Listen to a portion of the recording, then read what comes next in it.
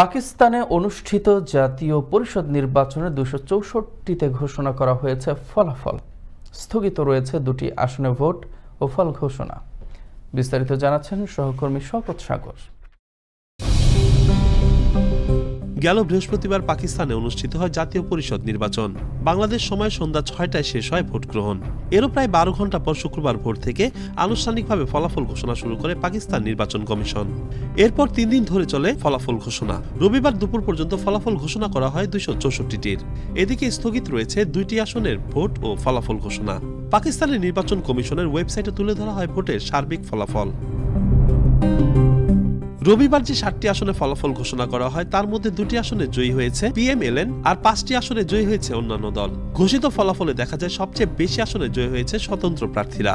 তাদের প্রায় সবাই পাকিস্তানের সাবেক প্রধানমন্ত্রী ইমরান খানের দল পাকিস্তান তেহরিক-ই-ইনসাফের সমর্থন নিয়ে লড়েছেন নির্বাচনে।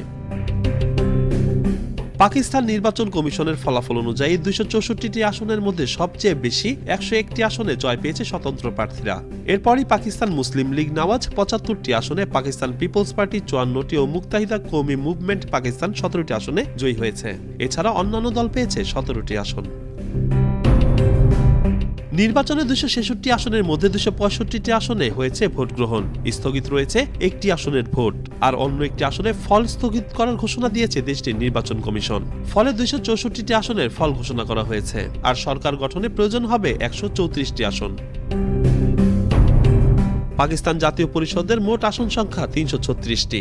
এর মধ্যে 266টি আসনে সরাসরি ভোট হয়। এছাড়া বাকি 70টি আসন সংরক্ষিত। এসব আসনের মধ্যে 7টি আসন নারীদের ও 10টি আসন সংখ্যালঘুদের। শওকত সাগর, আনন্দ টিভি, ইন্টারন্যাশনাল ডেস্ক।